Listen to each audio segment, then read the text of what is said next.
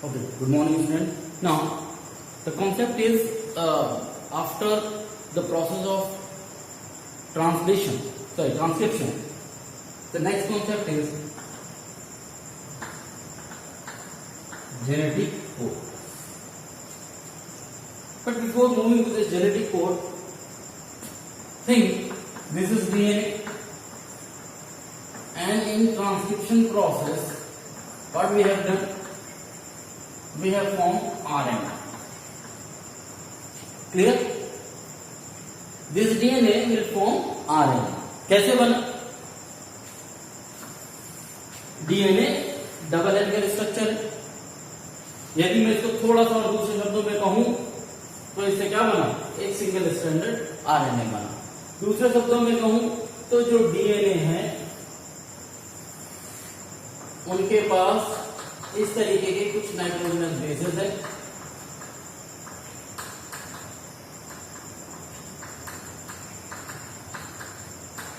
इस तरीके के कुछ नाइट्रोजनस बेसेस है और ये नाइट्रोजनस बेसेस कॉम्प्लीमेंट्री हैं और इन्हीं कॉम्प्लीमेंट्री को रीड करके आरएनए बना. यदि इसने इस स्ट्रैंड को रीड किया हुआ है तो यहां पर बनेगा क्या? टी की जगह आ जाएगा U A, then C, G, G, U, A. यहां तक कोई प्रॉब्लम नहीं. ये आपने लास्ट क्लास में पढ़ा था कि डीएनए से आरएनए बनता है, जिस प्रोसेस को हम ट्रांसक्रिप्शन कहते हैं. और ये लॉजिकली समझ में आता है कि डीएनए भी कभी जो कंपोजिशन है वो नाइट्रोजनस बेस, फास्फोरिक एसिड और शुगर कंपोनेंट का है, और जो आरएनए बन रहा है वो भी उसी तरीके का बना हुआ है. तो यहाँ कोई प्रॉब्लम नहीं है. क्यों? क्योंकि डीएनए की कंपोनेंट कैसे, नाइट्रोजनस बेस कैसे एक दूसरे के कॉम्प्लीमेंट्री हैं, और कॉम्प्लीमेंट्री होने के कारण यदि इसको पढ़ना है तो उसके कॉम्प्लीमेंट्री जीन यहाँ के रुक गए, यहाँ लग गए. यहाँ तक बात समझ में आती है. यहाँ तक किसी को कोई डाउट नहीं होना चाहिए. लेकिन इन आरएनए के बाद आगे क्या है? Central dogma of molecular biology क्या कहता है, जो क्रिक साहब ने दिया था.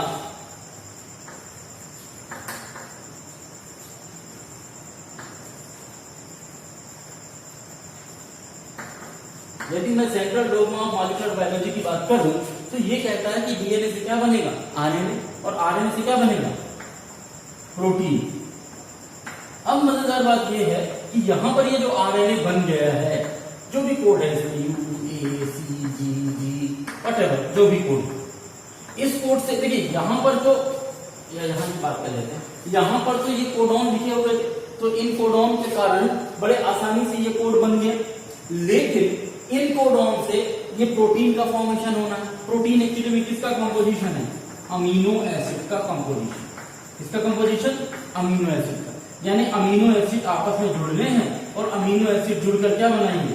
एक प्रोटीन का फॉर्मेशन करेंगे. लाइक दिस, अमीनो एसिड, एक अमीनो एसिड, दो अमीनो, इस तरीके से 2, 4, 8 जितनी बड़ी पॉलीपेप्टाइड चेन होगी उतना बड़ा अमीनो एसिड बनेगा. बात यह आती है कि जो इस तरीके की ये कोडॉन है, नाइट्रोजनस बेस है, ये किसी भी तरीके से कॉम्प्लीमेंट्री नहीं है अमीनो एसिड के.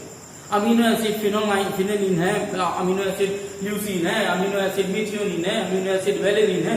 अब मैं कैसे जानूं कि वेलेनिन किससे बनेगा? यू से बनेगा, ए से बनेगा, सी की से बनेगा? क्योंकि यहां तो ये कॉम्प्लीमेंट्री थे डीएनए के, इसलिए आरएनए बनने में कोई प्रॉब्लम नहीं. लेकिन इस आरएनए से कौन कौन से अमीनो एसिड जुड़ेंगे और उससे किसका फॉर्मेशन होगा? एक प्रोटीन का फॉर्मेशन होगा. ये पता लगाना बहुत जरूरी था. कैसे जुड़ेंगे, कितने नाइट्रोजनस बेस जुड़ेंगे, कौन कौन से नाइट्रोजनस बेस को रीड करके किस अमीनो एसिड का फॉर्मेशन होगा, ये फाइंड आउट करना अपने आप में बहुत कॉम्प्लिकेटेड प्रोसेस. और ये प्रोटीन, इस आरएनए से इस प्रोटीन को बनाने के लिए बीच में बहुत जरूरी थी कोई एक ऐसा सेट रूल होने की जिससे हमको पता चल सके कि इन अमीनो एसिड्स को, इन नाइट्रोजनस बेस को रीड करके ये अमीनो एसिड जुड़ेगा या इस नाइट्रोजनस बेस से ये अमीनो एसिड बनेगा. तभी तो हम अमीनो एसिड को जोड़कर किसका फॉर्मेशन करेंगे? प्रोटीन का फॉर्मेशन करेंगे. इसीलिए डीएनए से आरएनए बनने के बाद यहां पर हमें एक नए कॉन्सेप्ट की जरूरत पड़ी, जिसको हमने बाद में कहा क्या? Genetic code. क्या कहा हमने उसको? Genetic code. एक्चुअली में डीएनए से आरएनए बनना जितना कठिन नहीं था, आरएनए से प्रोटीन बन रहा था वो कठिन नहीं था, लेकिन आरएनए से प्रोटीन बन कैसे रहा था, वो कौन सा सेट रूल था जिससे ये पूरा काम कर रहा था, ये करने में बहुत टाइम लगा. एक वर्ड लिखा है तुम्हारे बुक में, डेसिकेरिंग करके वर्ड है.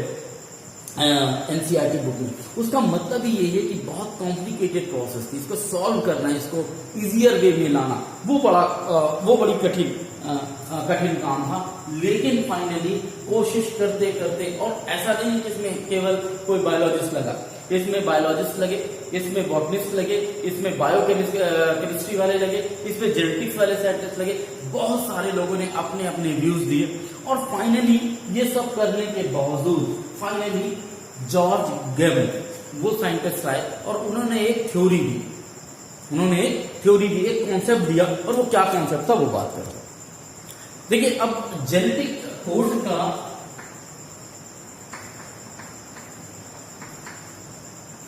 क्या बायोकेमिकल नेचर है,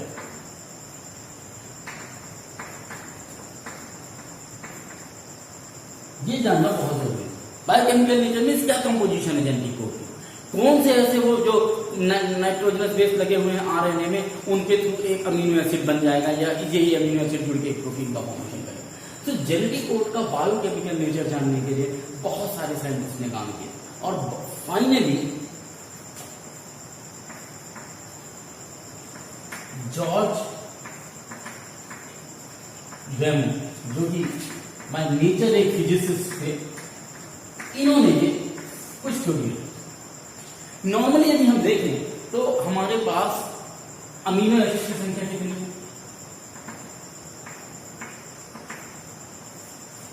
20। यही अमीनो एसिड मिलजुल के क्या करते हैं, ढेर सारे जितने भी प्रोडक्ट पॉलीपेप्टाइड चेन बनती है उन सब में यही अमीनो एसिड 20 के 20 मौजूद है। आप ऐसा समझ लीजिए कि इंग्लिश के अल्फाबेट में 26 लेटर है, वही 26 लेटर इधर उधर होकर अलग अलग वर्ड का फॉर्मेशन करते हैं। मैं E A और T को लिख देता हूं तो ईट हो जाता है, और वहीं पर मैं जो है तो TEA को लिखता हूं तो वो टी हो जाता है। आई बात, केवल मैंने सीक्वेंस बदल दी तो इसका मतलब अलग हो गया, इसका मतलब अलग हो गया, तो ये ईट हो गया, ये टी हो गया। ठीक वैसे ही जो अमीनो एसिड्स हैं वो टोटल नंबर 20, लेकिन उनके अरेंजमेंट के हिसाब से उनका केमिकल नेचर, उनकी प्रॉपर्टी जो है तो क्या होती है, बदलती है। तो टोटल अमीनो एसिड 20 थी। जॉर्ज गेमन ने कहा कि चूंकि किसी भी डीएनए में या आरएनए में, क्योंकि फाइनली हम आरएनए को रीड करने वाले हैं, तो चाहे आप डीएनए कहिए या आरएनए कहिए, इन दोनों ही कंडीशन में हमारे पास जो नाइट्रोजनस बेस है वो कितने हैं? वो नाइट्रोजनस बेस है 4। कितने बेस हैं? 4 नाइट्रोजनस बेस। ठीक, वो कौन कौन से हैं? Adenine, guanine, cytosine. क्योंकि थाइमिन की जगह में बेहतर होगा कौन सा यूज करें? यूरोसिल, क्योंकि हम आरएनए को पढ़ने वाले हैं, डीएनए को पढ़ने वाले नहीं। तो चाहे जॉर्ज गेमन ने कहा कि नाइट्रोजन बेस हैं 4, और आरएनए में आपको यही चारों लगे हुए दिखते हैं, और इन्हीं के बेसिस पे आपको क्या करना है? प्रोटीन का सिंथेसिस करना है।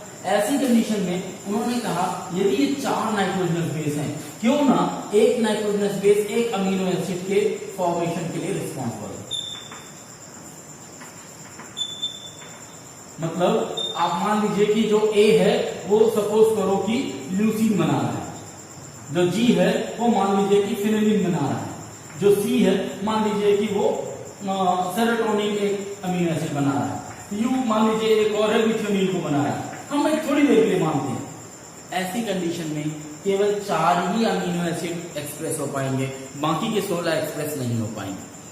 तब उनको लगा कि नहीं, ये थ्योरी थोड़ी सी कुछ गड़बड़। ये मैं इसलिए बता रहा हूं कि जॉर्ज गेमन ने इनिशियली सोचा कैसे। तो जॉर्ज गेमन ने कहा एक एक यदि लेते हैं कि एक अमीनो एसिड, एक नाइट्रोजनस बेस एक अमीनो एसिड को बना रहा है, तो 20 अमीनो एसिड कैसे रिप्रेजेंट होंगे, तो मामला गड़बड़ हो जाएगा। फिर उनकी ये थ्योरी, इस बात को उन्होंने नकारा। उन्होंने क्या किया, फिर उन्होंने दूसरा स्टेप चला। दूसरे स्टेप में उन्होंने कहा कि यदि हम अमीनो एसिड के 2-2 के पेयर बनाएं, 2-2 के पेयर बनाएंगे 4 × 4 इक्वल टू कितना हुआ? 16। एग्जाम्पल के तौर पर ए और ए मिलके क्या बनाएंगे? मान लो सपोज करो ल्यूसीन बना रहे हैं, ए और जी मिलके क्या बनाएंगे? सपोज करो फिनोलिन बना रहे हैं, या जी और सी मिलके क्या बनाएंगे? तो इस तरीके से 2-2 के कंपोजिशन में उन्होंने एक एक अमीनो एसिड को बनाना शुरू किया। तो भी मैक्सिमम कितने अमीनो एसिड एक्सप्रेस हो सकते थे? 16। आप सोच रहे होंगे कि सर ये 2-2 का जो ग्रुप बनेगा तो 16 कैसे बनेगा? सिंपल सा तरीका है, आप कर सकते हैं, कोई बहुत बड़ा इशू नहीं है। आपने इससे पहले भी चेकर बोर्ड बनाया है, वैसे ही बना लीजिए। यहाँ पर ए लिखिए, यहाँ पर यू लिखिए, यहाँ पर जी लिखिए, यहाँ पर सी, यहाँ पर भी ए यू जी सी, ऐसा करके अभी को क्रॉस कर लीजिए तो आप देखेंगे 16 बनेंगे टोटल। कितने बनेंगे? 16। तो हम जब इस तरीके की कंपोजिशन देख रहे हैं तो इस तरीके की कंपोजिशन में हमको कितने मिलते हैं? 1 2 3 4 5 6 7 8 9 10 11 12 13 14 15 16 अमीनो एसिड हैं। कितने? टोटल 20। फिर भी 4 बच गए। अब ये 4 कहां जाएंगे? फाइनली तो कुल मिलाकर सिंगल में पूरे नहीं हो रहे थे, 2-2 का भी पेयर बना के गैमो साहब ने देख लिया, वो भी प्रूफ नहीं हो रहे थे। फाइनली गैमो साहब ने कहा कि यदि हम 3-3 का ग्रुप बनाए तब क्या होगा?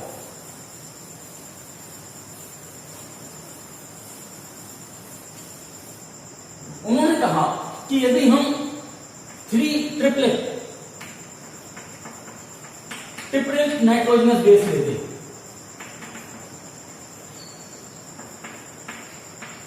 जब हमने ट्रिपलेट नाइट्रोजन की बात की इसका मतलब यह था कि ए या UAC या CAU लाइक दिस। अरे बस तो कितने बनेंगे? इसमें बनेंगे 4 × 4 × 4।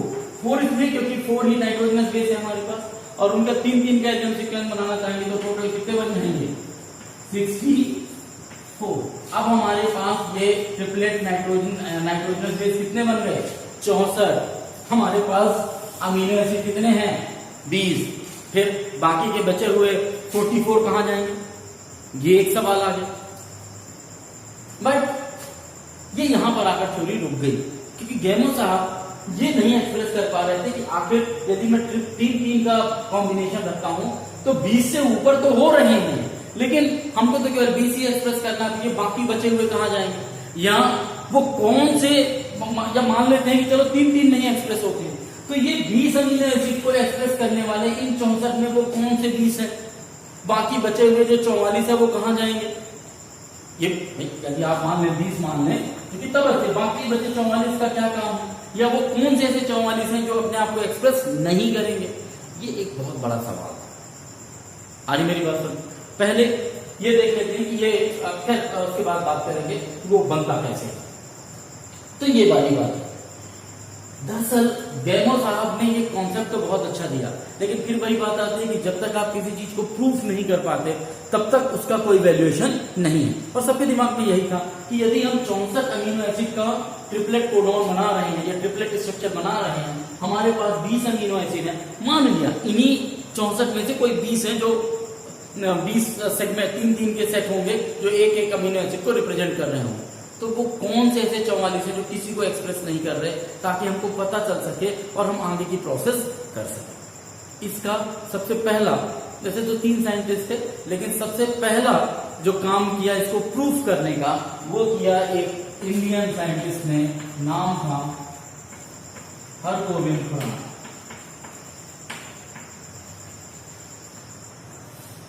इंडियन ओरिजिन है इनका, इंडियन है, वहां सेटल हो गए, अलग बात है। हरगोविंद खुराना वो पहले व्यक्ति थे जिन्होंने इन्हीं ट्रिपलेट बेस को यूज करके या ट्रिपलेट नाइट्रोजनस बेस को यूज करके जिसका फॉर्मेशन किया, प्रोटीन का सिंथेसिस या पॉलीपेप्टाइड चेन बनाई। और जब उन्होंने ये बनाई तब लोगों को समझ में आया, हाँ ये 3-3 नाइट्रोजनस बेस मिलकर ही क्या करेंगे? एक्सप्रेस करेंगे एक अमीनो एसिड को। जब तक हरगोविंद खुराना ने ये बात नहीं कही थी तब तक गैमो साहब के कॉन्सेप्ट को कोई मानने को तैयार नहीं था, या उनकी थ्योरी को कोई एक्सेप्ट करने को तैयार नहीं। But once Hargobind Khorana reveal it कि ऐसे हो सकता है, या उन्होंने दिखा दिया एक आर्टिफिशियल मीडियम में कि यदि हम 3-3 कोडॉन को ले तो उनसे अमीनो एसिड एक्सप्रेस हो सकते हैं, या एक प्रोटीन बन सकता है, पॉलीपेप्टाइड चेन बन सकती है। जैसे ही इन्होंने बताया तब जॉर्ज गैमो साहब के कॉन्सेप्ट को फिर जो है तो क्या नाम से उसको सही मानना शुरू हुआ। इसके अलावा 2 और साइंटिस्ट, कौन से? तो जो भी कॉन्सेप्ट दिया जॉर्ज गैमो ने, उसको सबसे पहले एक आरएनए की स्ट्रिप लेकर उससे अमीनो एसिड जोड़कर और एक प्रोटीन बनाने का काम हरगोविंद साहब खुराना ने किया। बाद में मार्सेल नेरेनबर्ग और सेवेरोचा, इन्होंने भी काम किया। मार्शल ल्यूनेनबर्ग ने क्या किया? मार्शल ल्यूनेनबर्ग ने एक्चुअली में सेल फ्री सिस्टम में प्रोटीन सिंथेसिस करने का काम किया या अमीनो एसिड को जोड़ने का काम किया। इसी तरीके से ओचा ने, इन्होंने भी डिफाइन किया क्या? स्ट्रक्चर को, प्रोटीन के स्ट्रक्चर को डिफाइन करने का काम किया, या डिफाइन किया उन्होंने सीक्वेंस को, जिस सीक्वेंस से इसका फॉर्मेशन हो सकता है, प्रोटीन का सीक्वेंस। अल्टीमेटली ये तीन वो साइंटिस्ट थे जिनके कहने या जिनके एक्सपेरिमेंटल प्रूफ के बाद गैमो साहब के 3 कोडॉन या 3 नाइट्रोजनस बेस कॉन्सेप्ट को क्या किया गया? एक्सेप्ट किया। मेनली काम हरगोविंद खुराना साहब का था। उसके बाद हरगोविंद खुराना साहब को देखते हुए मार्शल ल्यूनेनबर्ग और सेवेरो ओचा, इनको भी क्रेडिट मिलता है, जिन्होंने जेनेटिक कोड को सामने लाने में मदद की। अब बात आती है, ये 64 कोड होंगे क्या, कैसे होंगे, कैसे बनेंगे, कौन कैसे काम करेगा, और फिर इन्हीं प्रोसेस के थ्रू उनको पता चला कि कौन सा कोड या कौन से सेट ऑफ नाइट्रोजनस बेस किस अमीनो एसिड को एक्सप्रेस करेंगे। अब देखते हैं वो कैसे बनता है। यदि अब चूंकि हमको किसका कैसे कॉम्बिनेशन में लेना है, 4 × 4 × 4, तब हमको कितने बनेंगे? 64। कितने बनेंगे? दरअसल ये बनाने का तरीका बड़ा सिंपल है। मैं पूरा तो नहीं बनाऊंगा, बाकी आप लोगों के लिए छोड़ दूंगा, कुछ मेहनत आप लोग करिएगा, मैं केवल आपको तरीका बता देता हूं। ठीक, U, C, A और G, यही 4 नाइट्रोजनस बेस।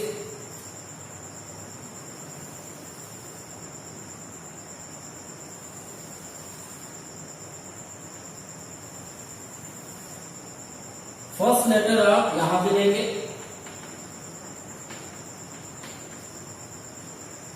सेकेंड लेटर आपका यहां पर होगा, और थर्ड लेटर की रो ये हो गया। मैं इसलिए कह रहा हूं क्योंकि आपको 3-3 का सेट बनाना है। जहां पर भी वही सीक्वेंस UCAG का, यहां पर भी UCAG, फिर UCAG, UCAG and UCAG।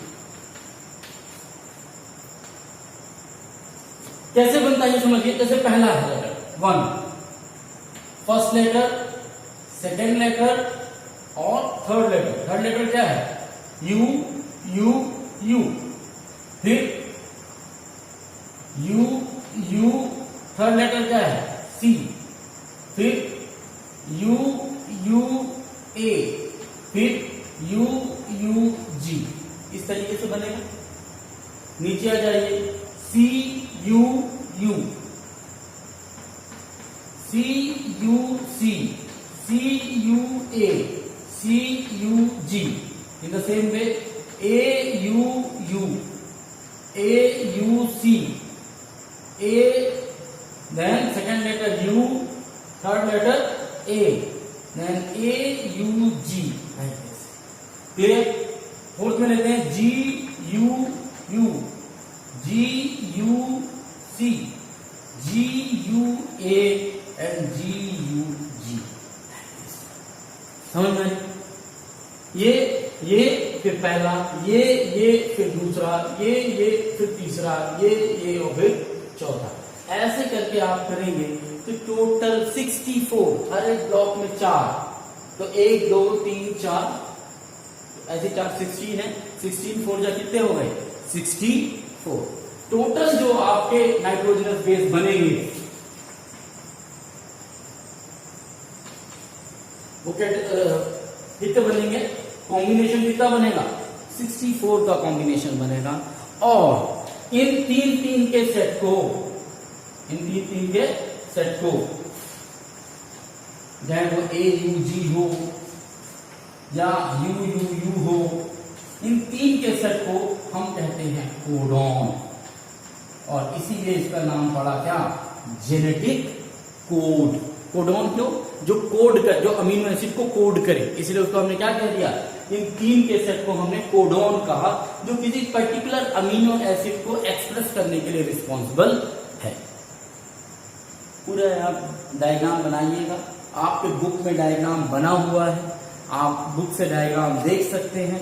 Diagram कौन सा है वो मैं आपको दिखा देता हूँ, मेरे पास ये बुक रखी हुई है, मैं आपको ये डायग्राम दिखा देता हूँ। ये देख लीजिए, ये आपके बुक में डायग्राम बना हुआ है, यही वो डायग्राम है जो आपको बना है।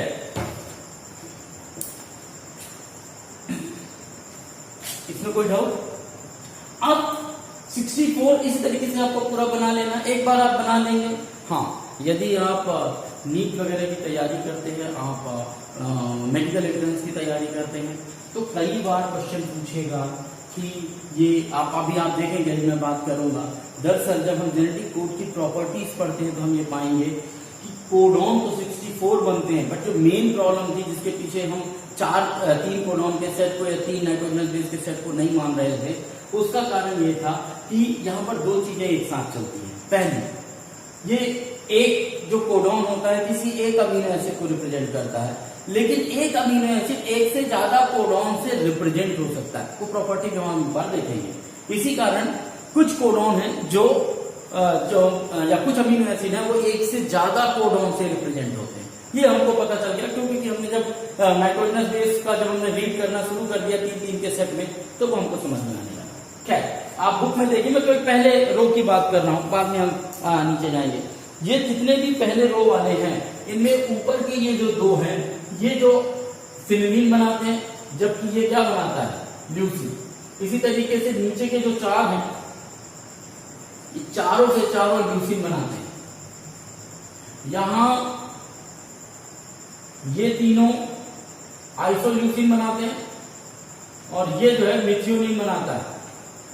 फिर इस तरीके से यहां आप आ जाएंगे तो ये चारों के चारों क्या बनाते हैं, वेलिनिन बनाते हैं। तो कई बार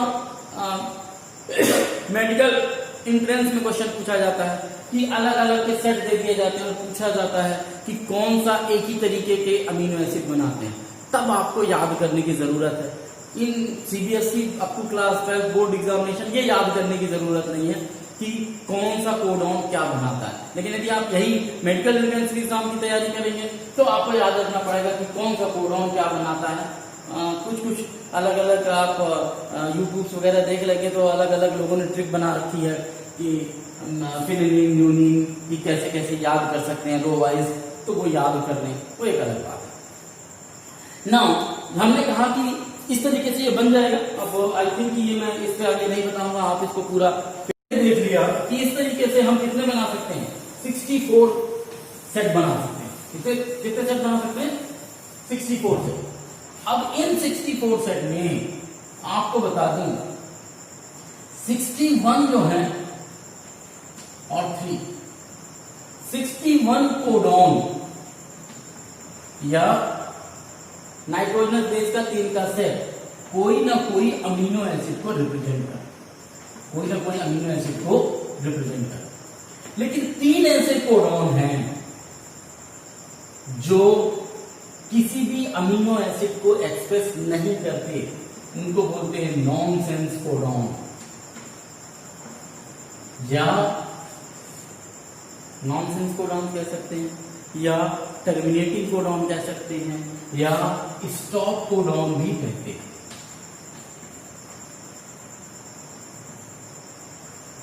UGA, UAG एंड UGG, यही होना चाहिए। UAG, UGA, UAA, सॉरी गलती हो गया, UAG and UG, UAA, UAG and UGA, ये 3 जो है ये स्टॉप कोडॉन, ये क्या है, तीनों स्टॉप कोडॉन। मतलब ये किसी भी अमीनो एसिड के लिए रिप्रेजेंट नहीं करते, या यूं कहिए ये किसी भी अमीनो एसिड को नहीं पहचानते, उनको एक्सप्रेस नहीं करते। जबकि 61 में एक अमीनो एसिड है जिसका नाम है क्या, या कोडॉन है AUG, जिसको हम, जो एक्चुअली में मिथियोनिन बनाता है, और मिथियोनिन के साथ साथ इसको हम कहते हैं स्टार्ट कोडॉन, क्योंकि जितने भी पॉलीपेप्टाइड चेन बनना शुरू हुई वो सब के सब कहां से बनना शुरू हुई, AUG से बनना हुई, और जितनी पॉलीपेप्टाइड चेन एंड हुई वो कहां पर जाकर एंड हुई, UGA, UAG, UAA। उल्लू आया आया, उल्लू आया गया, उल्लू गया आया, इस तरीके का है। और अलग अलग लोग एब्रिविएशन बनाते रहते हैं, आप भी बना सकते हैं। तो आप समझ जाइए, 61 कोडॉन में 3 कोडॉन ऐसे हैं जो नॉनसेंस कोडॉन है, जो किसी अमीनो एसिड को एक्सप्रेस नहीं करते। 61 कोडॉन में एक है AUG, जो मिथियोनिन बनाता भी है और साथ ही साथ स्टार्ट कोडॉन की तरह भी यूज होता है, यानी यहीं से पॉलीपेप्टाइड चेन रीड होना शुरू होती है। बचे हुए जो 60 हैं वो किसी न किसी अमीनो एसिड को बनाते हैं, यानी कि जो बचे हुए 19 अमीनो एसिड हैं उनमें से किसी न किसी को एक्सप्रेस कर रहे हैं। अब इन कोडॉन की, इन जेनेटिक कोड की अपने कुछ साइलेंट फीचर है, वो कौन कौन से फीचर हैं उनके बारे में बात। याद रखिए, ये सब क्वेश्चन आता है, 1 मार्क क्वेश्चन है कि AUG को क्या बनाता है, मिथियोनिन है, स्टार्ट कोडॉन है, स्टॉप कोडॉन कौन से हैं, कौन किसको एक्सप्रेस करेगा, इस तरीके का क्वेश्चन है उसमें।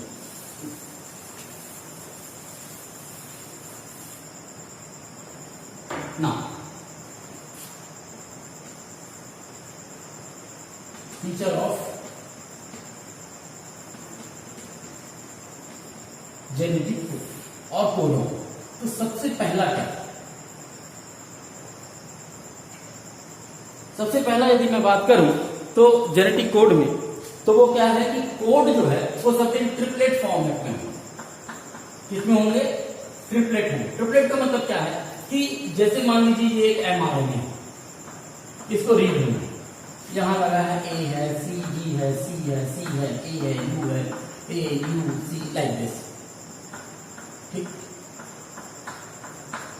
ये कहता है कि mRNA सब दिन क्या होंगे, 3-3 के सेट में होंगे, 3-3 के सेट, ये इस तरह ट्रिपलेट कोडॉन, यानी 3 का सेट ही एक अमीनो एसिड को रिप्रेजेंट करे। ऐसा नहीं हो सकता कि यदि यहां पर मान लीजिए मैं यहां लिखूं C और A लिख दूं तो मैं कहूं कि यहां तो चल बन गया, यहां ये भी कुछ बना देगा, ऐसा पॉसिबल नहीं। केवल यही 3 अपने आप को एक्सप्रेस करेंगे, ये 2 वाला अपने आप को एक्सप्रेस नहीं कर पाएगा। ये कहलाता है ट्रिपलेट, कि जितने भी जेनेटिक कोड होंगे आपको कितने के सेट में मिलेंगे, 3-3 के ही सेट में मिलेंगे। ये कहलाता है क्या, एक प्रॉपर्टी है जिसको हम कहते हैं ट्रिपलेट। दूसरा, नॉन ओवरलैपिंग।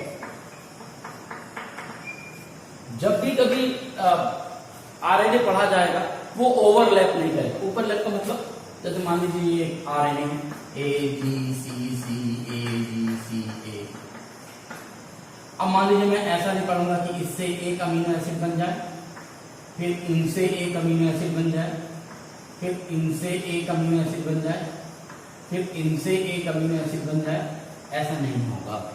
कैसे होगा, ये तीनों मिलकर एक अमीनो एसिड बनाएंगे, फिर ये तीनों यूज हो चुके, ये तीनों मिलकर एक अमीनो एसिड, लाइक दिस। यानी ऐसा नहीं कि ओवरलैप हो, नॉन ओवरलैपिंग होते हैं, जेनेटिक कोड आपस में एक दूसरे को ओवरलैप नहीं करते, ये भी ध्यान रखिएगा। तीसरा,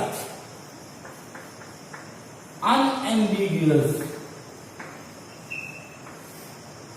और स्पेसिफिक। अनएम्बिगुअस का मतलब क्या होता है, हिंदी में बोलते हैं स्पष्ट, कहते हैं ना वो बहुत स्पष्ट बोलता है, सीधे मुंह पे बोल देता है। अनएम्बिगुअस कहने का मतलब ये है कि यदि कोई एक कोडॉन, मान लीजिए UAA है, तो UAA तो स्टॉप कोडॉन है, AUG है, यदि ये मिथियोनिन बना रहा है तो ये मिथियोनिन ही बनाएगा और कोई दूसरा अमीनो एसिड नहीं बनाए। अनएम्बिगुअस, स्पष्ट, कि 61 के 61 में ऐसा कभी नहीं होगा कि AUG एक बार मिथियोनिन बनाए और एक AUG एक बार वेलेनिन बना दे या ल्यूसिन बना दे, ऐसा पॉसिबल नहीं है। अनएम्बिगुअस मींस एक AUG एक ही अमीनो एसिड को कोड करेगा, ये कंफर्म है। ज्यादा हो सकता है, एक कोई जो कोडॉन है वो यदि एक अमीनो एसिड को पकड़ लिया तो अपनी लाइफ में आप कहीं पे भी आप चले जाइए, वो ऐसा नहीं होगा कि किसी दूसरे ऑर्गेनिज्म में कोई दूसरा, ऐसा नहीं। AUG है तो वो मिथ्योनिन ही बनाएगा 100%, स्पष्ट है, इसमें कोई वेरिफिकेशन, इसमें कोई भी चेंजेस नहीं है। तो इतनी बात समझ में आ गई। नाउ नेक्स्ट है अनएम्बिगियस के बाद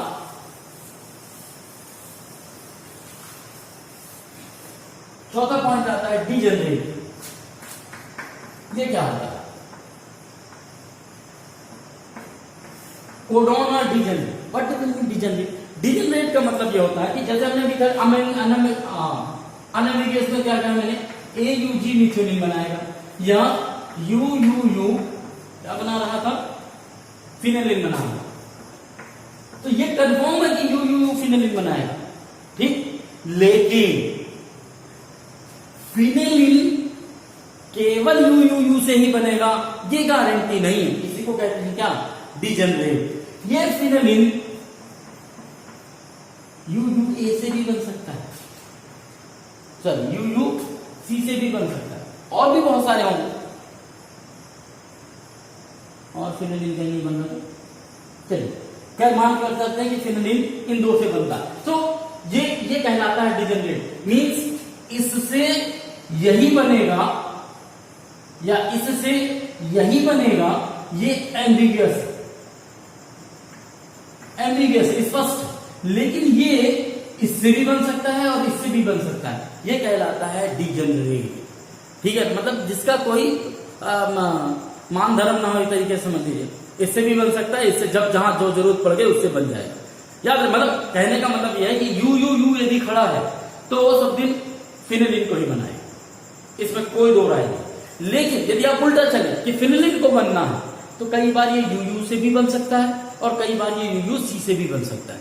ये जो प्रोसेस है इसको हम कहते हैं क्या, डिजेनरेट। कि कोड जो है अमेंगियस भी होते हैं और कोड कैसे होते हैं, डिजेनरेट भी होते हैं। मींस जो वो अमीनो एसिड बना रहे हैं वही अमीनो केवल वही पर बनाएंगे ऐसा कोई जरूरी नहीं है, कोई दूसरा भी वो बना सकता है, ये कहलाता है डिजेनरेट, ठीक।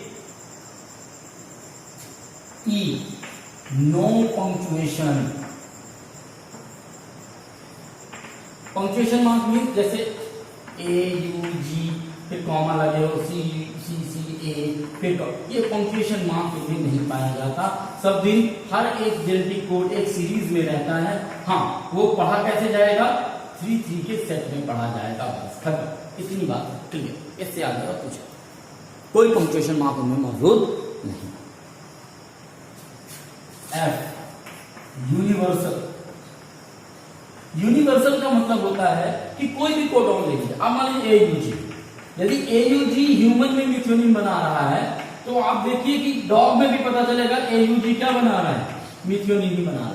आप फिश में चले जाइए AUG क्या बनाता हुआ मिलेगा आपको, बैक्टीरिया में चले जाइए AUG क्या बनाता हुआ मिलेगा आपको, मिथ्योनिन। ये कहलाता है यूनिवर्सल। एक कोडॉन एक अमीनो एसिड को यदि बना रहा है तो वो उसी को बनाता रहेगा, यही प्रोसेस कहलाती है क्या, यूनिवर्सल। नाउ लास्ट है AUG के बारे में ही। AUG को डुअल नेचर ये अपना शो करता है। एक तो ये इनिशिएटर कोडॉन है। इनिशिएटर का मतलब ये है कि कोई भी mRNA या कोई भी RNA की जो रीडिंग है वो सब दिन कहां से शुरुआत होगी, AUG से। क्लियर। स्टॉप कहां पर होगी, स्टॉप कोडॉन के पास। इसीलिए AUG को क्या कहते हैं, इनिशिएटर या स्टार्ट कोडॉन। और इसी तरीके से AUG का दूसरा काम क्या है कि ये मिथ्योनिन को ही रिप्रेजेंट करता है या मिथ्योनिन प्रोटीन फॉर्म करता है। तो इसके डुअल फंक्शन है, ये कैरेक्टरिस्टिक है। और जेनेटिक कोड के जो फीचर है वो कई बार पूछे गए हैं एग्जाम में। What are the basic feature of genetic code, या कई बार आपसे पूछा जाता है कि what do you mean by universal, what do you mean by the degenerate nature of genetic code, what is you mean by unambiguous और specific nature of an genetic code, what do you mean by overlapping of genetic code. तो I think अब आप समझा पाएंगे with example कि overlapping का मतलब क्या होता है, अनएम्बिगियस का मतलब क्या होता है, या डिजेनरेट का मतलब क्या होता है। लास्ट एक छोटा सा टॉपिक है म्यूटेशन इन जेनेटिक कोड। इतनी बात समझ में आ गई है तो ये आई थिंक बड़ा जल्दी समझ में आ जाएगा। देखिए म्यूटेशन क्या होता है, म्यूटेशन होता है change in the genetic sequence. जब कोई सडन चेंज होता है और जेनेटिक कोड में जब ये चेंज होता है तो किस तरीके से इफेक्ट होता है। आपको याद होगा sickle cell anemia, sickle cell anemia में मैंने बताया था कि वहां पर हीमोग्लोबिन का जो 6वां अमीनो एसिड है वहां पर केवल एक चेंज होने के कारण वो ग्लूटामिन की जगह क्या बना लेता है, वेनिलिन में कन्वर्ट हो जाता है। और इतने चेंज होने के कारण जो नॉर्मल आरबीसी है वो किसमें कन्वर्ट हो जाते हैं, सिकल शेप में कन्वर्ट हो जाते हैं। और आपको ये भी मैंने बताया था कि ये ग्लूटामिन किससे बनता है, ग्लूटामिन जो बनता है वो बनता है जी से, और वेलिनिन जो बनता है वो बनता है GUG से, GAG और GUG, इतना ही अंतर है। यानी कहने का मतलब यह है इस A की जगह क्या आ गया, U आ गया। केवल एक सिंगल नाइट्रोजनस बेस के चेंज होने से ग्लूटामिन जहां बनना था वहां क्या बन गया, वेलिनिन बन गया। और इस तरीके के म्यूटेशन को हम कहते हैं क्या, पॉइंट म्यूटेशन। क्या कहते हैं, पॉइंट म्यूटेशन। और जब इस तरीके का पॉइंट म्यूटेशन होता है, जिसका बेस्ट एग्जांपल है क्या, सिकल सेल एनीमिया, ये वो एग्जांपल है पॉइंट म्यूटेशन का। यदि 3 का पूरा सेट चला जाता है तब वो फ्रेम शिफ्ट या डिलीशन म्यूटेशन कहलाता है। और जब केवल एक पॉइंट पे होता है तो उसे हम क्या कहते हैं, पॉइंट म्यूटेशन कहते हैं। तुम्हारे बुक में एक एग्जांपल लिखा हुआ है, Ram has red cat, Ram has red cat. दरअसल इस पूरे सेंटेंस में आप देखिए कि हर एक वर्ड 3 लेटर का बना हुआ है। ठीक वैसा समझ लीजिए कि ये एक 3 के कोडॉन के सेट में है। ठीक, अब सपोज कीजिए कि मैं किसी कारण से इसको हटा देता हूं, आर को डिलीट कर दिया। आर को मैं जैसे ही डिलीट करूंगा ये बन जाएगा राम हैज EDCAP। अब मैंने EDC क्यों लिखा, आर हट गया, कोई पंक्चुएशन नहीं, पंक्चुएशन मार्क नहीं होता, कोई कॉमा नहीं होता है नया कोडॉन में, तो ये राम वैसे का वैसे आ गया है। आर हटाया तो 3 के सेट में बनना उसको, तो वो किसको रीड करेगा, EDC को रीड करेगा। EDC आ गया और AP अलग हो गया। सपोज करो एक मैं और डिवीजन करता हूं, अब मैं इस बार E को डिलीट मारता हूं, किसको डिलीट मारता हूं,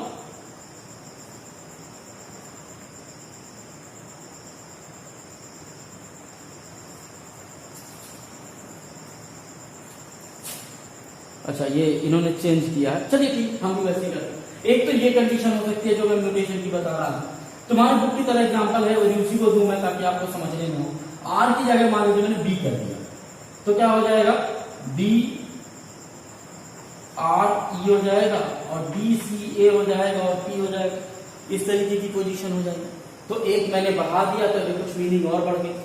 सपोज कीजिए फिर हमने थोड़ा सा इसको चेंज किया, राम हैज, फिर मैंने यहां पर एक और इंट्रोड्यूस कर दिया, B के बाद I कर दिया, तो BIR हो जाएगा और फिर ये EDC हो जाएगा और AP अलग हो जाएगा।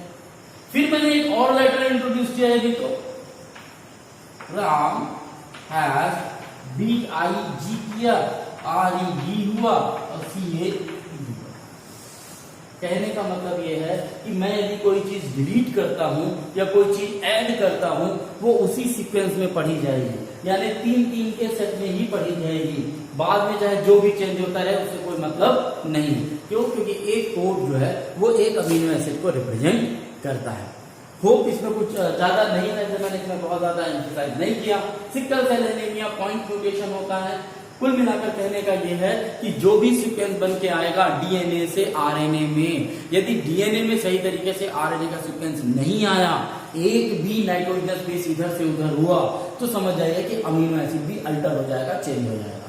और यदि अमीनो एसिड अल्टर होता है तो पूरी पॉलीपेप्टाइड चेन की कंपोजिशन चेंज हो जाएगी। क्यों, क्योंकि एक सिंगल एक ही जगह यू लग जाने से, पॉइंट म्यूटेशन होने से आपने देखा कि सिकल सेल एनीमिया में जो नॉर्मल ब्लड सेल बनते थे उसकी जगह कैसे बनने लगे, सिकल सेप बनने लगे।